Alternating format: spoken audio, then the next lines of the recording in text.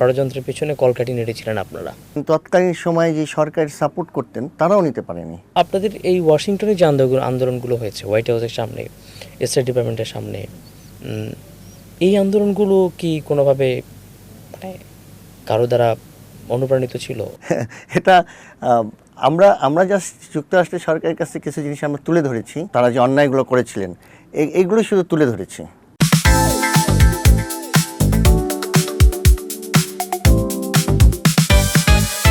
জুলাই মাস চলছে।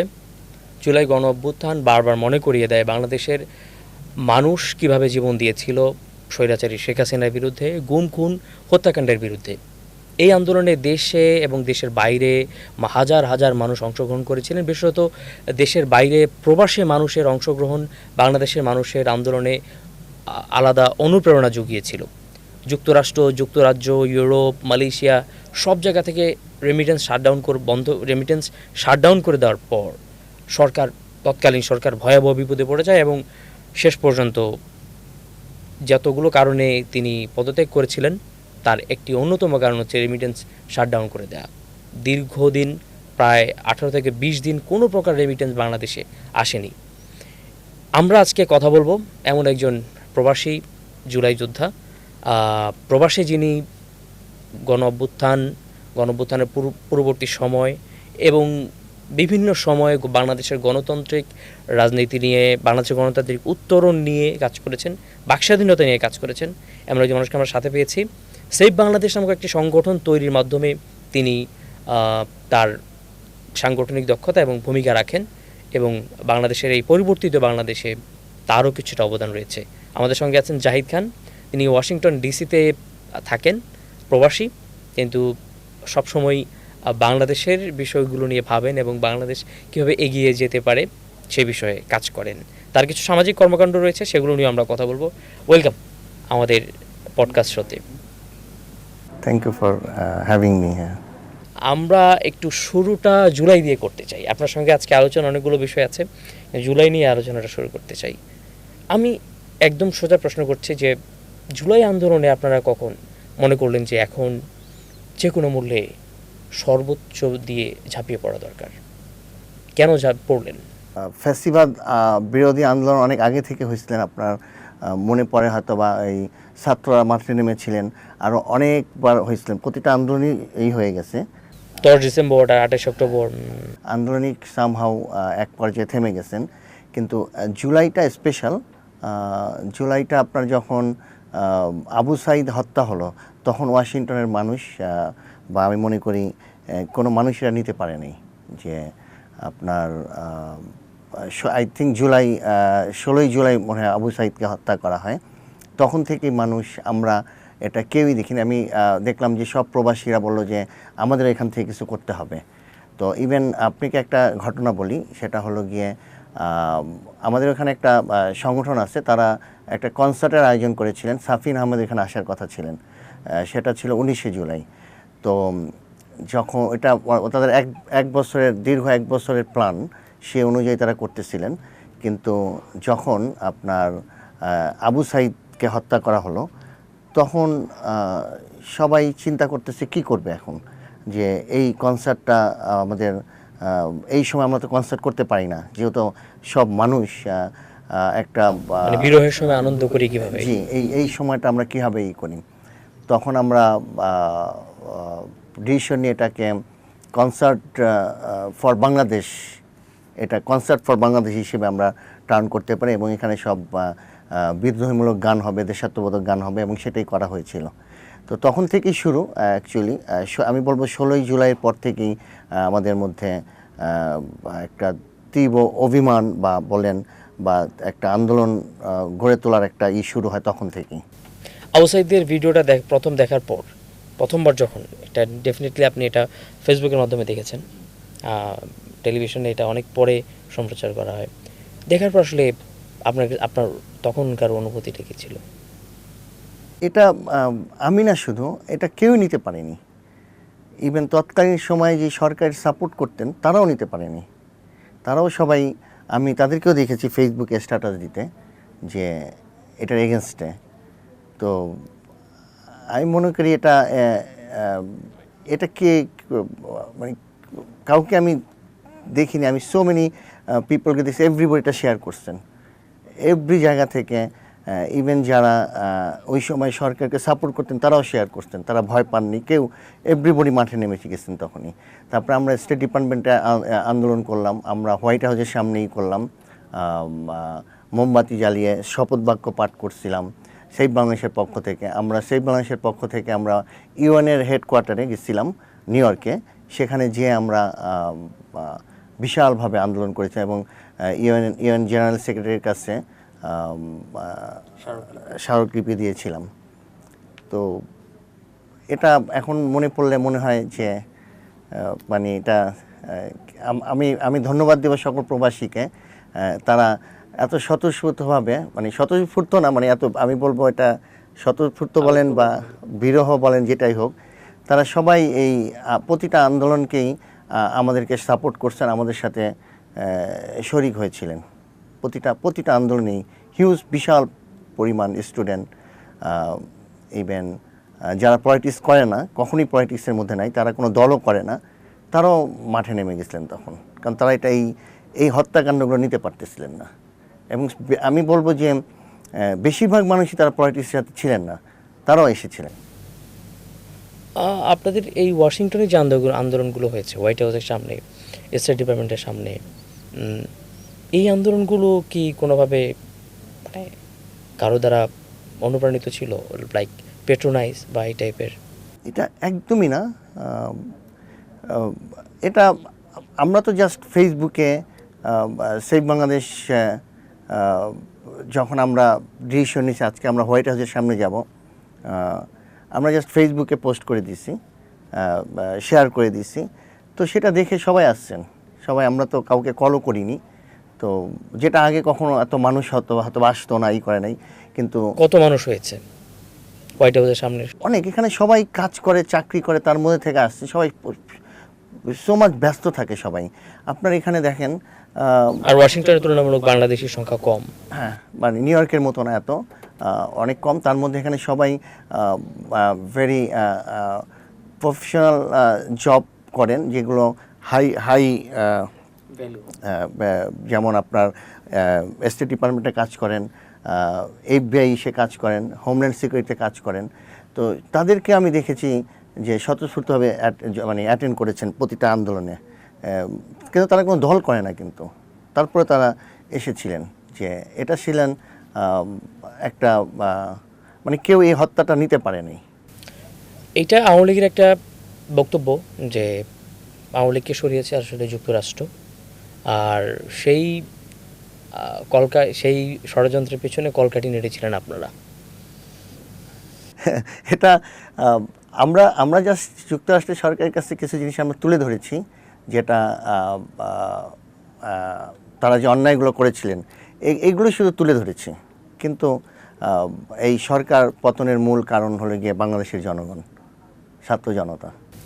আপনার কাছে একটু জানতে চাই যে যখন আন্দোলনগুলো করেন ওয়াশিংটনে, নিউ ইয়র্কে, জাতিসংঘের হেডকোয়ার্টার, ইউএন HQ ওখানে, তারপরে স্টেট ডিপার্টমেন্ট, আওয়ামী লীগের নেতাকর্মীরা তখন কী করছিল? আপনাদেরকে বাধা দেওয়ার কোনো চেষ্টা?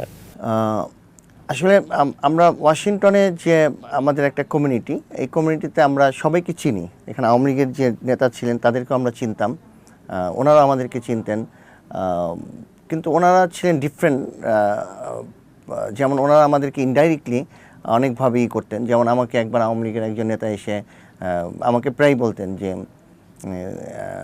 আপনি এগুলো ছেড়ে দেন, এগুলো করবেন না, আপনি কিন্তু ব্ল্যাক লিস্টেড আসছেন, আপনি আর এগুলো করবেন না, আমি আপনার নামটা উঠায় দিব, আপনি জানেন আপনি বাংলাদেশে যেতে পারেন না, তো আমি আপনার নাম উঠায় ফেলবো, আপনি এগুলো ছেড়ে দেন।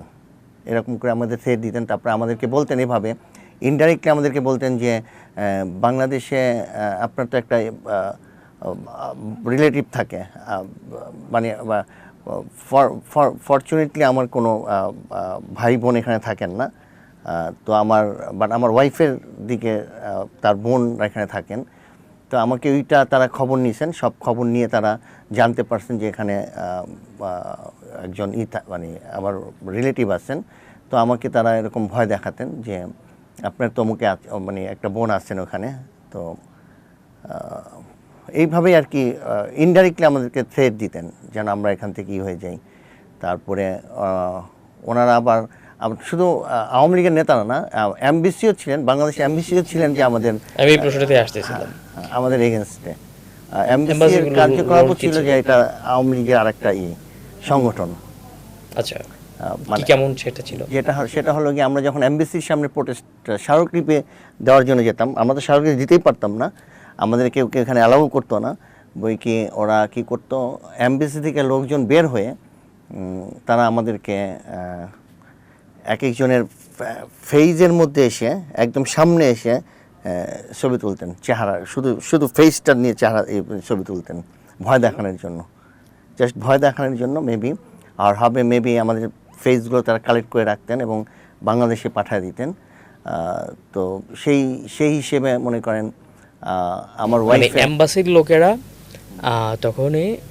তখনকার যারা কর্মকর্তা ছিলেন তারা আপনাদের ছবি তুলতেন যারা আন্দোলনকারী ছিলেন। তো এখানে অনেকে মনে করেন ভয় পেয়ে যেতেন, যাদের দেশে মা বাবা ভাই বোন আছেন তারা ভয় পেয়ে যেতেন।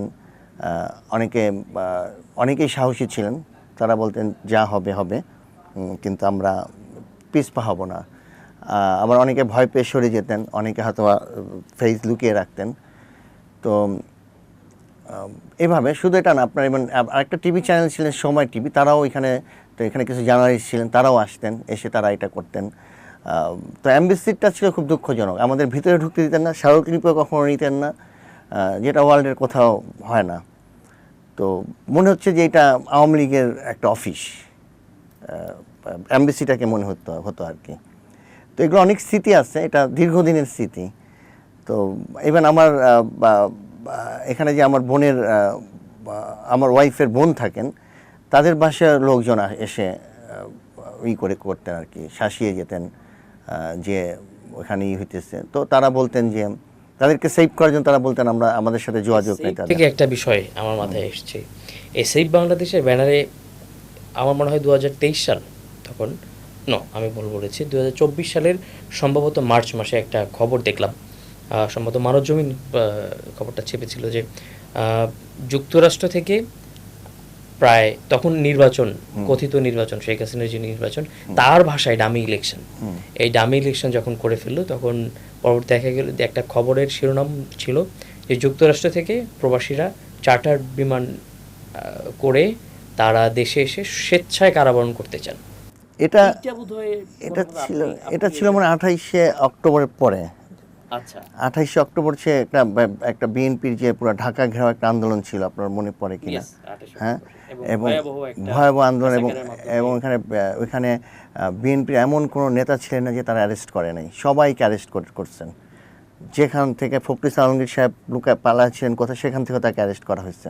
তিনি বাসায় ছিলেন, বাসা থেকে অ্যারেস্ট করা হয়েছে। ওকে, ওনার এতটুকু বিশ্বাস ছিল যে অন্ততপক্ষে দলের সে সময়কার সর্বোচ্চ নেতা তিনি, মানে বাংলাদেশে, ওনাকে হয়তো অ্যারেস্ট করা হবে না, বিকজ অফ বিএনপি এমন কিছু করে নাই সেইখানে যেটার জন্য অ্যারেস্ট করা যায়। জি, সবাইকে এমন কোনো মানুষ নিয়ে অ্যারেস্ট করে নাই। তখন আমরা তখন বসেছিলাম, গল্প করতেছিলাম, তখন আমরা বললাম যে কি করা যায় আমাদের এখানে ওয়াশিংটনে বসে। এখানে এবং মুশফিক ফজল আনসারী ভাই, আপনি জানেন যে আমাদের বর্তমান রাষ্ট্রদূত, আপনার তো বাংলাদেশের মানুষ তো এখানকার কোনো খবর পেতেন না, একমাত্র এই মুশফিক ফজল আনসারী ভাইয়ের মাধ্যমেই মনে হয় আপনার সব খবরগুলো আপনারা পেতেন। যে হ্যাঁ, মানুষ অপেক্ষা করতো ওনার ফেসবুক প্রোফাইল, ওনার ফেসবুক পেজ দেখতেন, যে হোয়াইট হাউস জাতিসংঘে তার যে এইগুলো করতেন, যে সাহসী বক্তব্যগুলো দিতেন এবং ওয়ার্ল্ডের কাছে তুলে ধরতেন যে আমরা তো অন্য কিছু চাই না, আমরা চাচ্ছিলাম যে একটাই ফ্রি অ্যান্ড ফেয়ার ইলেকশন, আর যেন অন্যায়ভাবে কাউকে অ্যারেস্ট না করা হয়, যে বিরোধী দলকে নির্মূল করার যে পায়তারা চলতেছিলেন, সেটা যদি মুশফিক ফজল আনসারী না হতো তাহলে হয়তো বা এটা ইজিলি করতে পারতেন। তাহলে হয়তো ওয়ার্ল্ড বা জাতিসংঘ বা ইউনাইটেড নেশন এটা কখনোই জানতে পারতেন না। উনি যদি এটা তুলে না ধরতেন, এই ওনার মতো সাহসী সাংবাদিক যদি না হতেন, তো এটা মানে ওয়ার্ল্ড কখনো জানতে পারতেন না। তো উনি কি করেছেন আমরা দেখেছি ওয়াশিংটন থেকে, কি কষ্ট করেছিলেন। তো এই মুশফিক ফজল আনসারী ভাই কে বললাম যে আমরা ওনার কাছে যেহেতু উনি সিনিয়র জার্নালিস্ট ছিলেন, উনি অনেক কিছু জানতেন, উনি অনেক নলেজেবল ছিলেন। তো আমরা বলতাম যে এই সময় এই সিচুয়েশনে ওরা এত ইজি, এত সস্তা হয়ে গেল যে সবাইকে অ্যারেস্ট করে নিয়ে যাচ্ছে, যাকে তাকে সবাইকে অ্যারেস্ট করতেছেন, একটা ওয়ার্ল্ড লেভেলের নেতাকে পর্যন্ত অ্যারেস্ট করে ফেলতেছেন। তো এই বিরোধী দল নির্মূল করার যেই একটা চক্রান্ত, তো এইটা থেকে আমরা কি করতে পারি? তো আমি ওনাকে বললাম যে আমরা চলে যাই দেশে, আমাদেরকে অ্যারেস্ট করুক তাহলে। এটা কি একটু আবেগী কথা হয়ে গেল না? হ্যাঁ, না এটা সেই সময়টা আমরা নিতে পারতেছিলাম না যেভাবে সবাইকে দিতেছে, কারণ তো এটাই আর কি। তখন উনি বললেন যে মুশফিক ফজল আনসারী বললেন যে ঠিক আছে আপনারা এটা, উনি প্রথমে করলেন যে বাধা দিলেন। উনি বললেন যে আপনাদের মাথা ঠান্ডা করেন, এগুলো নিয়ে এটা করা উচিত হবে না, আপনারা গেলে আপনাদেরকে মেরে ফেলতে পারে, আপনাদেরকে অনেক কিছু করতে পারে, তো আপনারা এটা এই চিন্তা করবেন না। তো তারপরে আমরা চিন্তা করলাম না, আমরা এখানে জনমত তৈরি করি, আমরা প্রবাসীদের বিভিন্ন স্টেটে আমরা যাব, নিউ ইয়র্কে যাব, পেনসিলভেনিয়াতে যাব, বিগ স্টেটে যেয়ে আমরা সবাইকে করব যে আমরা সবাই একসাথে চার্টার প্লেন করে আমরা বাংলাদেশে যাব এবং বাংলাদেশি গভর্নমেন্টকে বলবো ঠিক আছে তাহলে এদেরকে যদি অন্যভাবে অ্যারেস্ট করা হচ্ছে আমাদেরকে অ্যারেস্ট করেন। এবং আপনি যা কত সংখ্যাটা কেমন ছিল যারা রাজি হয়েছিল? মানে হিউজ সংখ্যক রাজি হয়েছিলেন। কেমন সংখ্যাটা কেমন? আমি যেটা জানি যেটা আমাকে অ্যাটলিস্ট আমাকে নক করেছেন অ্যাটলিস্ট, শুধুমাত্র আপনাকে আমাকে নক করেছিলেন অ্যাটলিস্ট 500 পিপল আমাকে বলছিলেন যে ভাই যাওয়ার সময় আমাদেরকে নিয়ে যাবেন, এরকম বলেছেন। এবং একজন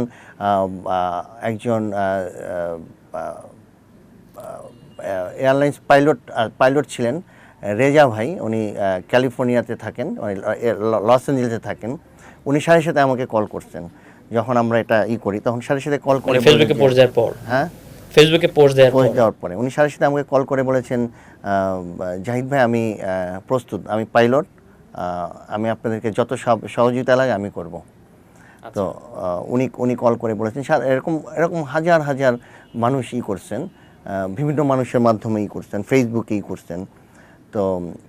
তো এগুলো আসলে এখন মনে হয় গল্পের মতো মনে হয় আমার কাছে। আমাদের অনেক ফ্রেন্ড ছিলেন, তারা হোমল্যান্ড সিকিউরিটি কাজ করতেন, তারাও মনে করেন সবাই এত আবেগী হয়ে গেছেন, দেশের প্রতি এত ভালোবাসা সবার। তো এটা আপনারা এটা না দেখলে কেউ কখনো বুঝতে পারবেন না।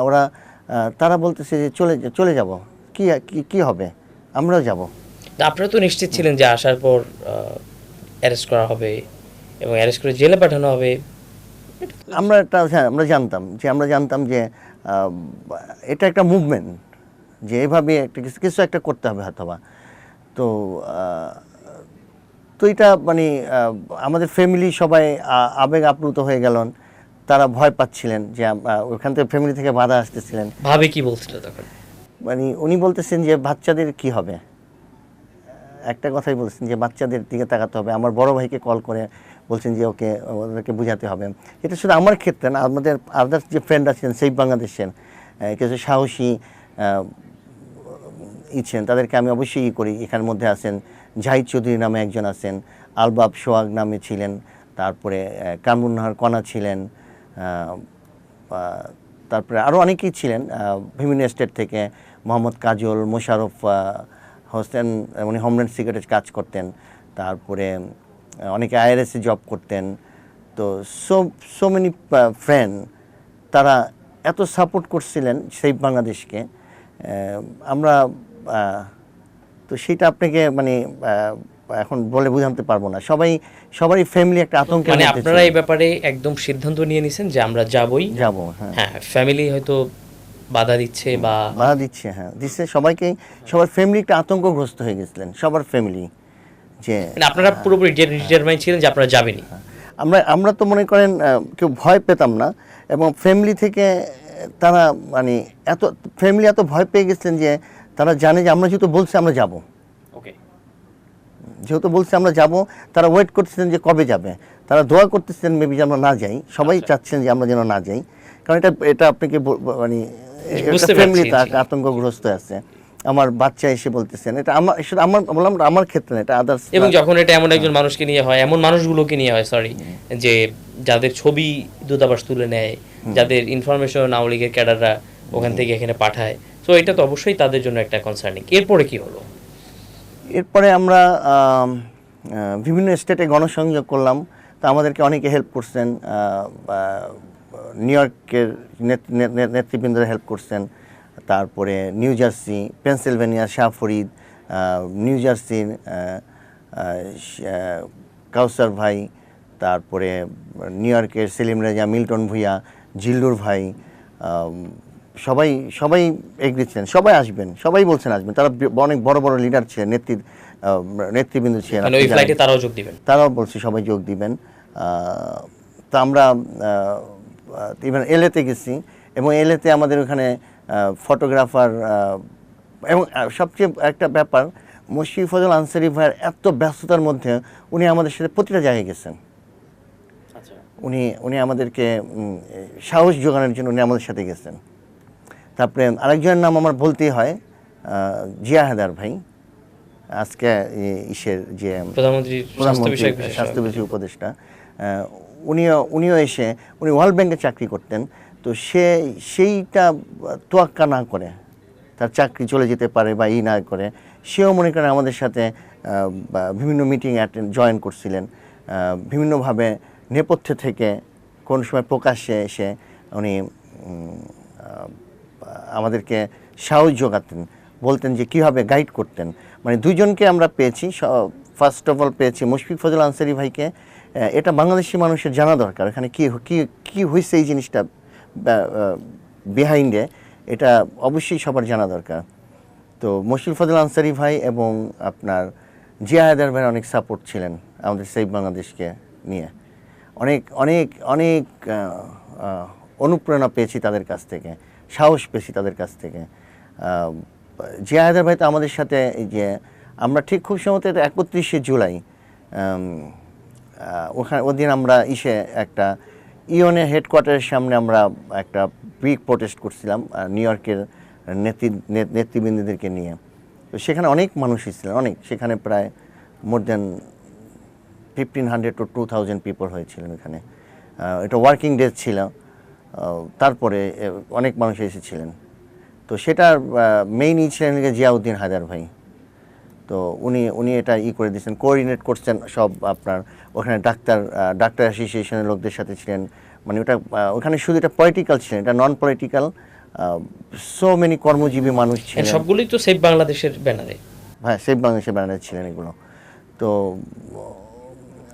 উনি যখন, আপনি জানেন যে জিয়া হায়দার ভাই ছাত্র দলের প্রেসিডেন্ট ছিলেন বরিশাল মেডিকেল কলেজের।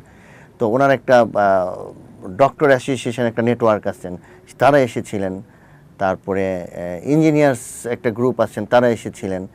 তো এটা ছিলেন স্বতঃস্ফূর্তভাবে, শুধু পলিটিক্যাল, আমরা যারা পলিটিক্স করছি তারা না, এটা বিভিন্ন গোষ্ঠীর মানুষ এসেছিলেন আর কি, বিভিন্ন প্রফেশনের মানুষ এসেছিলেন। তো আমরা হোয়াইট হাউসে ইউএন সেক্রেটারির কাছে আমরা স্মারকলিপি পেশ করি। তো এই জন্য আমি এটা বললাম যে জিয়া হায়দার ভাই এবং মুশফিক ফজল আনসারী ভাই, এটার আপনি বলতে পারেন যে ফাউন্ডার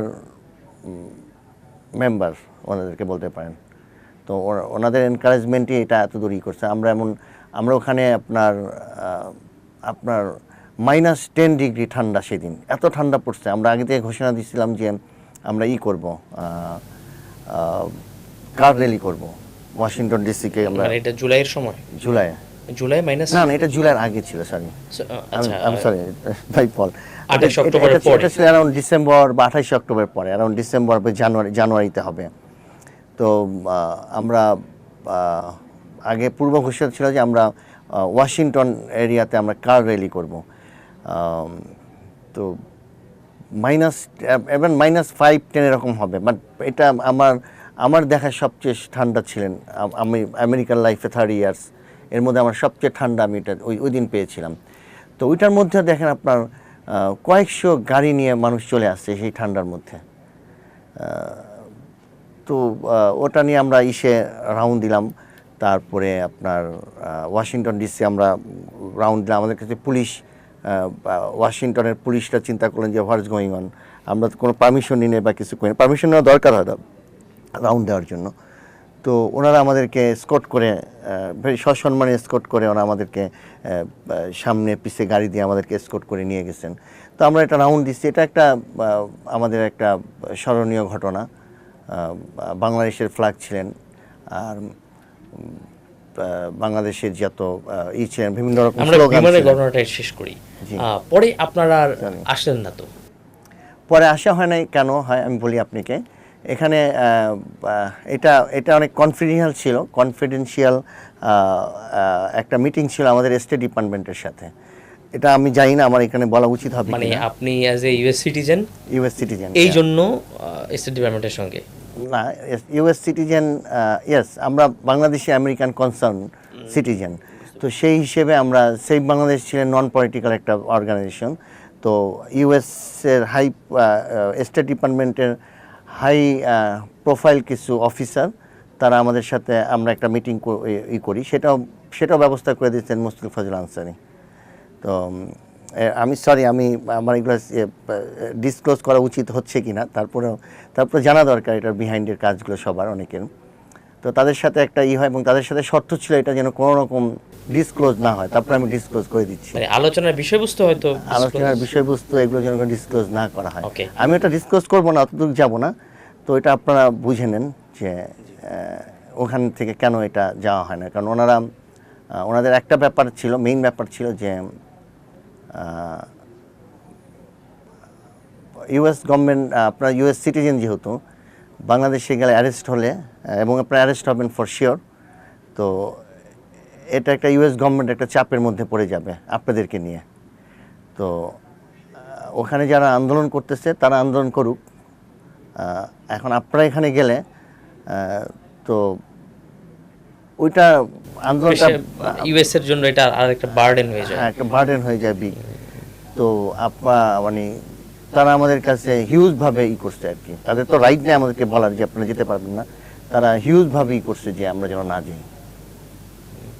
তো এই জন্য আপনারা এর জন্য আমরা প্রস্তুত ছিলেন, তার মধ্যে তো আমাদের চলে আসলো, আমাদের তো একটা অ্যারেঞ্জমেন্ট করতে। আমরা তো এটা যে আজকে বললাম আজকে চলে গেলাম, কারণ আমাদের চার্টার প্লেন আমরা দেখছি, এবং এটা আপনার অলমোস্ট $500,000 খরচের ব্যাপার ছিলেন। হ্যাঁ, আমাদের ইউএসডি, হ্যাঁ ইউএস ডলার, হ্যাঁ $500,000 খরচের ব্যাপার আছে। তারপরে আমাদের ফান্ড কালেক্টের ব্যাপার ছিল। এটা আমাদের, তাই বলে আমাদের এটা বন্ধ ছিল না। আমরা যেহেতু বলছি যেতামই, হয়তো যেতাম, কোনো মানে সন্দেহ। আসতাম। হ্যাঁ, এখন এখানে আপনি এখানে বাংলাদেশে। এখানে আসতাম, এখানে আসতাম ফর শিওর। সেই রকম আমাদের টিম ছিলেন, সে সেই বাংলাদেশে যে আমরা ফাউন্ডার মেম্বার ছিলাম, সবাই যারা ছিলেন, তারা আমরা সেভাবে মানে প্রস্তুত ছিলাম আমরা আসবো। তো ওনারা আমাদেরকে ডিরেক্টলি বলে দিচ্ছেন যেন আমরা না যাই, তারপরে যেটা যাব সেটা আমাদের ব্যাপার, আমরা ওনাদের ফোর্স করার রাইট নেই।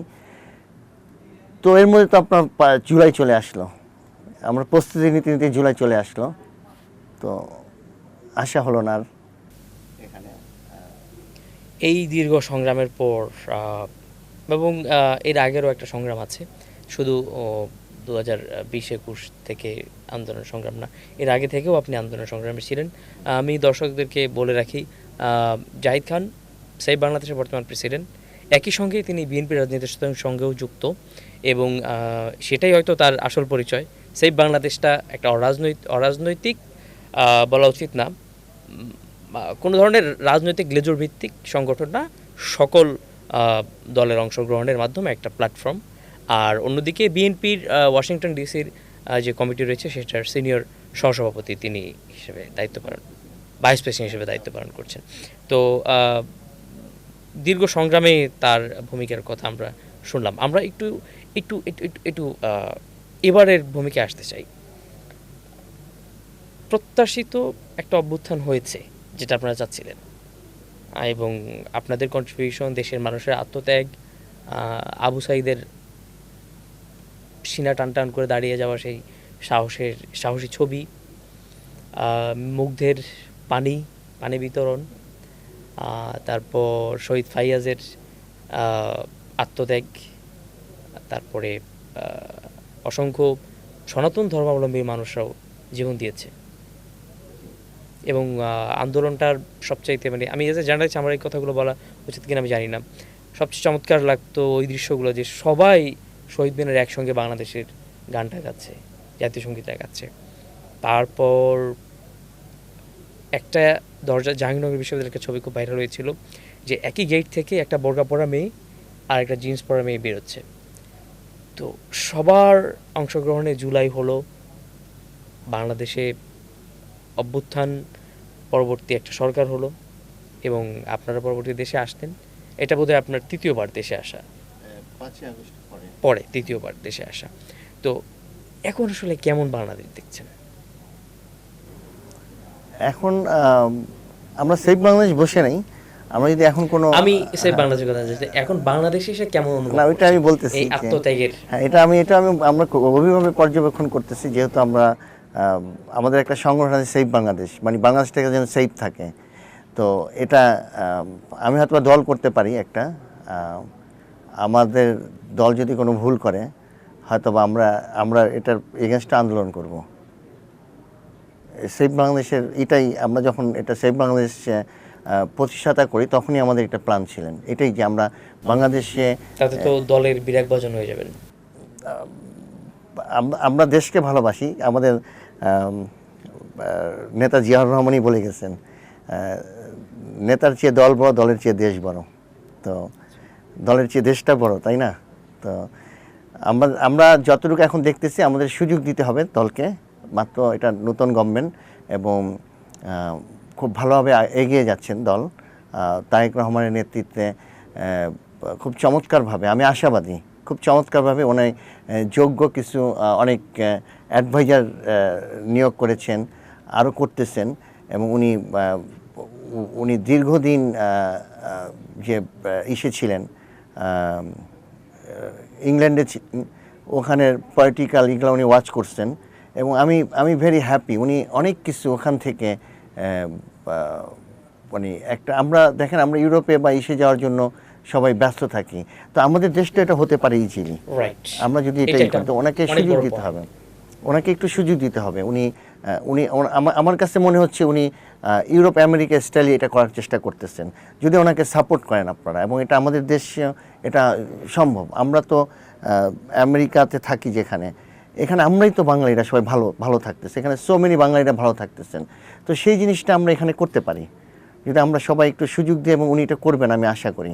উনি এই যে বিভিন্ন প্ল্যানগুলো যে আগাচ্ছেন, আমার কাছে মনে হচ্ছে যে মানে আমি ফিল করতেছি যে তার কোন প্ল্যান অথবা তার কোন কাজটা এই 6 মাসে আপনার কাছে ভালো লাগছে, মানে বেশি ভালো লাগে? ওনার অনেক কিছুই আমার কাছেই লাগতেছেন। যেমন উনি বলছেন একটা কথা, ওনার সবচেয়ে বেস্ট জিনিসটা আমার কাছে ভালো লাগছেন যে আমি তো ইচ্ছা করলে আমার মার এটাই করতে পারি, তাদের কি মার উপর যারা নির্যাতন করছে তাদের কি করতে পারি।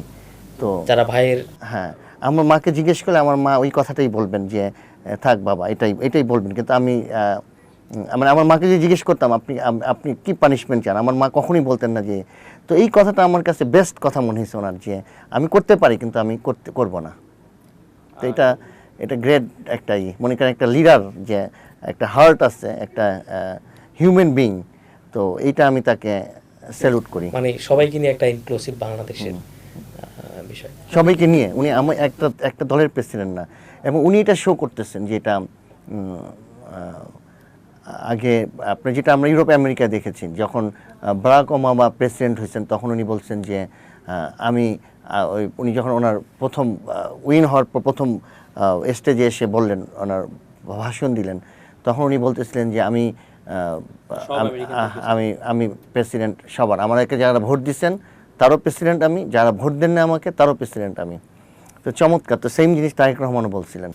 হ্যাঁ, এটার ক্ষেত্রে একটু বলতে হয় যে সাবেক প্রধানমন্ত্রী এবং বাংলাদেশের মনে হয় সবচেয়ে ত্যাগ স্বীকারকারী একজন নেত্রী, সবচাইতে শালীন, ভদ্র, রুচিশীল এবং সবচাইতে দেশপ্রেমিক একজন রাজনীতিবিদ, সাবেক প্রাক্তন রাজনীতি বেগম খালেদা জিয়া। তার যে বক্তব্যটা ছিল 5 আগস্টের রাতেই সম্ভবত, যদি আমি ভুল না করে থাকি, সম্ভবত অথবা 6 আগস্ট, এরকম কিছু একটা, এক্স্যাক্ট টাইমটা ওই সময়ের মনে নেই। তিনি একটা ভিডিও বার্তা দিয়েছিলেন, আর প্রতিহিংসা নয়, মানে উনি তো কথা বলতে পারছিলেন না অসুস্থের সময়, আর ধ্বংস নয়, এবার বিনির্মাণের সময়, এবার এগিয়ে যাওয়ার সময়। আসলে এই উনি দেখেন মানে মানে এত মহিষী একজন লিডার বা একজন গ্রেট লিডার বেগম খালেদা জিয়া, উনি কখনো ওই যে উনি বক্তৃতাতে কখনো উনি ব্যাকগ্রাউন্ডের নিয়ে আসে নাই। এই ফ্যাসিজম যে এত বড় অত্যাচার হয়েছিলেন, উনি অত্যাচারিত হয়েছিলেন, উনি কখনো এগুলো টেনে নিয়ে আসে নাই, কখনো এগুলো বলেন না। স্বামী হারানোর বেদনা উনি আনেন নাই। লাইক শেখ হাসিনা তো তার বক্তব্যের, এবং জুলাই আন্দোলনেও যে বক্তব্যটা সে দিয়েছে 18ই জুলাই সম্ভবত একটি শোক বার্তা সে দিল, সেখানে স্বজন হারানোর বেদনা আমার, দুঃখিত আমার এভাবে বলা উচিত না, স্বজন হারানোর বেদনা আমার চেয়ে আর কে বেশি বুঝে। স্বজন তো প্রেসিডেন্ট জিয়া রহমানকে হারিয়ে বেগম খালেদা জিয়াও স্বজন হারিয়েছিলেন, ছেলেকে হারিয়েছেন, যদিও সেটা সরাসরি অ্যাসাসিনেশন না। যাই হোক, তো এই জায়গাটাতে মনে হয় বিএনপির রাজনীতি আর আওয়ামী লীগের রাজনীতির মধ্যে একটা পার্থক্য আছে, বিগ টাইম পার্থক্য। আপনার লিডারশিপ এটাকে লিডারশিপ বলে। আপনার সে ব্যাকগ্রাউন্ডে ফিরে যেতে চায় না। বাই দ্য ওয়ে, আপনি যেখানে থাকেন ওয়াশিংটনে, এর আশপাশে বোধহয় সাবেক প্রধানমন্ত্রী, দ্যাট মিনস শেখ হাসিনার পুত্র সজীব জোহের বাড়ি, দেখেছেন কখনো তাকে? ওনাকে আমি দেখিনি কখনো, আমার দেখার ইচ্ছাও ছিল না কখনো। না মানে চোখে পড়ে যাওয়া, মানে উনি যাচ্ছেন না, এরকম আমার এই মানে উনি কি লোক চক্ষুর আড়ালে থাকতে চান এরকম? উনি উনি উনি ওখানে আপনার ছিলেন, ওখান থেকে উনি নেটওয়ার্কিং করতেন, এবং আপনি জানেন উনি ইনভেস্টিগেশনে আছেন এখনো মনে হয় বিয়ার। তো আমার কথা হলো একজন, তো ওনার চলাচলে এখনো কিছুটা রেস্ট্রিকশনের মধ্যে আছে। আমি আসলে ওনাকে ফলো করি না কখনো, আমি দেখিও না ওনাকে, আমার সাথে দেখা। আমি জাস্ট, আপনি যেহেতু তার নেইবার, সেই জায়গা থেকে জানতে চাচ্ছিলাম আর কি। আমি শুনছি, লোকমুখে শুনছি যে উনি এখানে থাকেন বা এখানে আছেন, তো এটাই। এছাড়া ওনার ব্যাপারে আমার কোনো কিছু, ওনার সম্পর্কে আমি কিছু জানি না। আমি জানি যে এখানে থাকেন, আর ওনার এই হিস্ট্রি আছেন, ওনার অনেক ব্যাড ব্যাকগ্রাউন্ড ছিলেন, ড্রাঙ্ক ড্রাইভিং, তারপর স্পিডিং ইউএসএতে। হ্যাঁ, এটা তো ইউএসএতে তো আপনি জানেন যে আপনি যদি কোনো করেন, আপনার ইনফরমেশন সব ওদের চলে আসে আপনার কাউন্টি ওয়েবসাইটে। কাউন্টির একটা সাইট আছে, সেখানে আপনি দেখতে পারবেন যে কেউ যদি যে কেউ দেখতে পারে, ইটস ওপেন। কেউ ড্রাঙ্ক ড্রাইভিং করলে বা কেউ কোনো কারণে কনভিক্টেড হলে এভরিথিং ওইখানে ওপেন থাকে। তো এটা তো অনেক আগেই প্রচার হয়েছে। আমি যদি ভুল না, আমি দেখছি, হ্যাঁ, মানে আমি যদি ভুল বলে থাকি তাহলে আমি অ্যাপোলজি, বাট আমি দেখছি এগুলো। মনে হয় আপনারাও দেখছেন এটা। আমরা অনেকক্ষণ রাজনৈতিক আলাপ করেছি, এবার যেহেতু সাবেক প্রধানমন্ত্রী বেগম খালেদা জিয়া যাওয়ার আগে বলে গেছেন আমাদের রাষ্ট্র বিনির্মাণের কথা, এবং প্রধানমন্ত্রীও বলছেন আমাকে সহযোগিতা করুন, কীভাবে সরকারকে সহযোগিতা করতে চান আপনারা প্রবাসীরা। আমি আরেকটু স্পষ্ট করে বলি, বাংলাদেশের বিপুল বিনিয়োগ দরকার, আর বাংলাদেশের প্রতিটা সেক্টর নতুন করে সাজানোর পরিকল্পনা সরকারের। বাংলাদেশের যুক্তরাষ্ট্র, যুক্তরাজ্য, ইউরোপ, বিভিন্ন দেশে বাংলাদেশের প্রচুর ধনী মানুষ আছে যারা এই দেশে তাদের বিজনেস অপরচুনিটি খুঁজতে পারে। আমরা যদি আমাদের পার্শ্ববর্তী দেশ, দ্যাট মিনস আমি চায়নার কথা বলছি, কিছুটা পার্শ্ববর্তী দেশের দিকে তাকাই, ওখান থেকে কিন্তু প্রচুর বিনিয়োগকারী এখানে আসছে। আপনারা আপনাদের বিজনেস এখন পর্যন্ত সব কিছু ইউএসএতে, কিছু বিজনেস, কিছু ইনভেস্টমেন্ট কি বাংলাদেশে করা যায় কিনা আপনারা ভাবছেন কিনা এই বিষয়ে কিছু? আমি যেহেতু বাংলাদেশ একটা ইকোনমিক একটা জটিলতার মধ্যে আছে, বাংলাদেশে ইউএসএতে যারা আছেন, অনেকে আছেন, অনেক বড় বড় বিজনেসম্যান আছেন, যতটুকু আমি জানি, তারা এখানে ইন্টারেস্টেড করার জন্য, নতুন গভর্নমেন্টকে সাহায্য করার জন্য, বা বিভিন্ন বাংলাদেশকে, বিশেষ করে বাংলাদেশকে হেল্প করার জন্য অনেকেই ইন্টারেস্টেড আমি দেখছি। বাট আমার সেরকম আমি আপনার ব্যক্তিগত কথা বলছি না, আমি অল ওভার প্রবাসী, ওকে, প্রবাসীরা আমি দেখতেছি, এবং আমাদের adviser economics sorry I think commerce adviser, হ্যাঁ, রাশেদ আল মাহমুদ তিতুমির ভাই, উনি গিয়েছিলেন, কয়েকবার গেছেন। উনিও বারবার একই কথা বলতেছেন যে ইনভেস্ট করার জন্য বাংলাদেশে, এখানে সুযোগ বাংলাদেশকে ইনভেস্ট করার জন্য। এই নিউ গভর্নমেন্ট এবং ভেরি স্ট্রং গভর্নমেন্ট এটা, এবং এটা আমি আমার জানা মতে অনেকেই, আমিও বলবো যে প্রবাসীরা যারা আছেন বাংলাদেশে তাদের এখানে এসে ইনভেস্ট করা উচিত। এখানে করলে দেশ উপকৃত হবে, এবং বাংলাদেশ এখন ডিফারেন্ট ইস্যে আগাচ্ছেন, এবং এটা খুব শিগগিরই ভালো করবেন আমি মনে করি।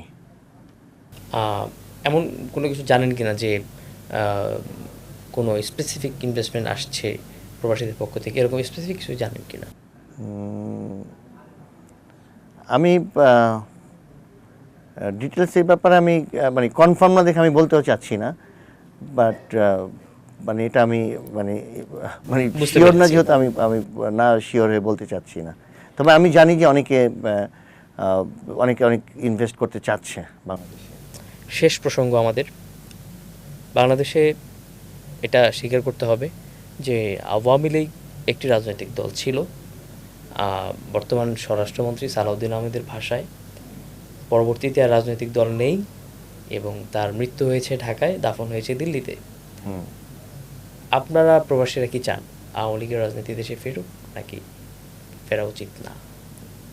আমি এই পার্সপেক্টিভটা দিয়ে রাখছি যে কখনো বাংলাদেশের 70-এরও বেশি percent vote Awami League hold করতো। দ্যাট মিনস আমি বলতেছি মুক্তিযুদ্ধের সময় একক সংখ্যাগরিষ্ঠতা পেয়ে শেখ মুজিবুর রহমান তিনি জয়ী হয়েছিলেন, 98 সিট পেয়েছিলেন। হ্যাঁ, এবং আমি যদি এই মুহূর্তের কথা বলি, সেটা আমার অনুমান করার কোনো সুযোগই নেই। 60% মতো এবার ভোট পড়েছে। তারা তো ভোট বয়কটই করেছে। তো 40%, বাকি 40%-এর মধ্যে অনেক মানুষই হয়তো ভোট দিতে চায় না, অনেকে হয়তো মৃত্যুবরণ করেছে, তালিকাটা হয়নি, বাকি কয় পার্সেন্ট তাদের আছে আমি জানি না। নাকি তারাও ভোটে অংশগ্রহণ করেছিল, সেটাও আরেকটা প্রশ্ন থাকতে পারে। আপনারা আসলে কী চান প্রবাসে, বা আপনারা কী মনে করেন আওয়ামী লীগের রাজনীতি করার সুযোগ দেওয়া উচিত কিনা, including Sheikh Hasina or without Sheikh Hasina? কীভাবে? আমি আসলে আমি মনে করি যুক্তরাষ্ট্র পৃথিবীর মধ্যে one of the best Democratic country. তো আমি ডেমোক্রেসিতে বিশ্বাসী। তো আমি এটা বাংলাদেশ জনগণের হাতে ছেড়ে দিব। বাংলাদেশ জনগণ যদি মনে করেন যে তাদের রাজনীতি করা উচিত কি করা উচিত, এখানে এই প্রশ্নটা এখানে আসাই উচিত না। আসলে প্রশ্নটা হওয়া উচিত ছিল এরকম, আমি মনে করি যে আপনার বিচার বিভাগ সঠিকভাবে বিচার করে যে খুন হয়েছে আবু সাইদ হতে শুরু করে অলমোস্ট 2000 ইউএনের 1400, কিন্তু আমি বিশ্বাস করি 1400-এর উপরে খুন হয়েছেন। তো এইগুলোর বিচার হওয়া দরকার। এগুলো বিচার প্রক্রিয়া থাকুক, একটা দল থাকতে পারে, কোনো অসুবিধা নেই, কিন্তু প্রতিটা জিনিস হত্যাকাণ্ডের বিচার হওয়া উচিত। দীর্ঘ 17 বছর আপনার খুন হয়েছে, প্রতিটা জিনিসের বিচার হোক। তো সেখানে আপনার কোন পলিটিক্যাল দল থাকবে কি থাকবে না সেটা বাংলাদেশের জনগণ ডিসাইড করবে, কিন্তু যে অন্যায়গুলো হচ্ছে সেগুলোর বিচার হওয়া উচিত, এটা যেই হোক। এটা বিচার তো শুধুমাত্র শেখ হাসিনা সহ কয়েকটা রায় ছাড়া আমরা তো আর বিচারের অগ্রগতি দেখছি না। এটা মানে এতে আপনারা ক্ষিপ্ত কিনা? এটা তো বিশাল মানে একটা প্রক্রিয়া, তো এটা শুরু মানে আমি মনে করি যে বর্তমান সরকার শুরু করছে। কথা আছে, আপনি অবশ্যই এটা শুনেছেন, বিচার জাস্টিস ডিলে জাস্টিস ডিনাই। এটাও তো একটা সত্য কথা। অবশ্যই যে কোনো হত্যাকাণ্ড, যে কোনো বিচারের বিষয়ে সম্পূর্ণ নিরপেক্ষ, স্বচ্ছতা এবং ওয়েল ডকুমেন্টেড হওয়া উচিত। কিন্তু আপনার কাছে কি মনে হচ্ছে কি নাকি সংশ্লিষ্ট বিভাগের কর্মকর্তারা, I mean police, investigation officer, court, I should say মানে লয়ার, তারা আসলে ডিলে করছে বা এরকম কিছু?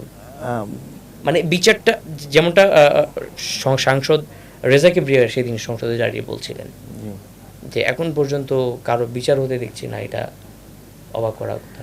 এটা তো বলতেছেন যে তারা প্রক্রিয়ার মধ্যে আছেন, নিশ্চয়ই এটা শীঘ্রই হবেন। তো আমিও আশা করি যেটা হওয়া উচিত। এটা যদি না হয় তাহলে তাহলে আমরা গণতন্ত্র বা একটা দেশে পরবর্তীতে কি আসবে তারা একই জিনিস করবে। খুন গুম করে যদি পার পেয়ে যায় তাহলে মানে ল অ্যান্ড অর্ডার যদি ঠিক মতো না হয় তাহলে নেক্সট পরবর্তীতে যারা আসবে তারা একই জিনিস করবে। খুন গুম করে মানে পাওয়ারে থাকার চেষ্টা করবে, ক্ষমতা থাকার চেষ্টা করবে। তো আমি মনে করি এটা বর্তমান সরকারের এটা একটা স্পেশাল ফোকাস রাখা উচিত, যেন নির্দোষীরা মানে দোষী না হয়, যারা দোষী তাদের যেন বিচারটা হয়। তাহলেই একটা দেশের আমার কাছে মনে হয় যে ল অ্যান্ড অর্ডার যদি ঠিক থাকে তাহলে একটা দেশ ডেফিনেটলি মানে উন্নতির দিকে যাবে।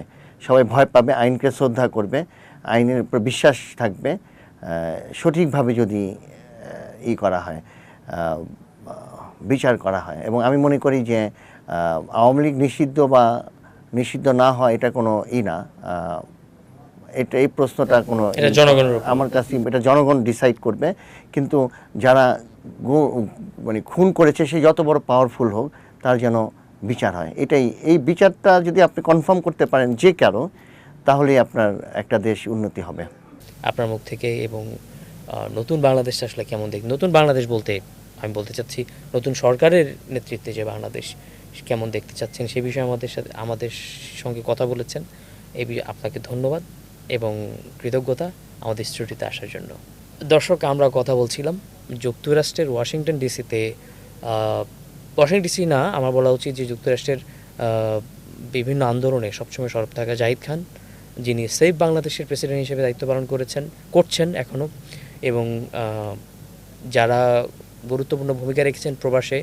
জুলাই গণ অভ্যুত্থান নয় শুধু, বিগত দিনগুলোতেও 28 অক্টোবর, 10 ডিসেম্বর, এর আগেরও আরও 5, 6, 7, 8 বছর ধরে, 10 বছর ধরে, এক যুগ ধরে যারা আসলে আন্দোলন করছেন তাদের একজন জাহিদ খান। আমরা তার সঙ্গে দীর্ঘক্ষণ কথা বলেছি। আমরা জানার চেষ্টা করেছি আসলে প্রবাসীরা কীভাবে বিগত দিনের যেই গণতন্ত্রের মুক্তির জন্য কীভাবে তারা কাজ করেছেন, জুলাই গণ অভ্যুত্থানে হত্যাকাণ্ডের বিরুদ্ধে তারা কীভাবে দাঁড়িয়েছিলেন, এবং সবশেষ নতুন বাংলাদেশ তাদের প্রত্যাশাটা কী, সেই বিষয়ে আমরা তার সঙ্গে কথা বলেছি। আশা করি আমাদের এই পর্বটি আপনাদের ভালো লেগেছে। আমাদের সঙ্গে থাকার জন্য আপনাদের সকলকে ধন্যবাদ জানাচ্ছি।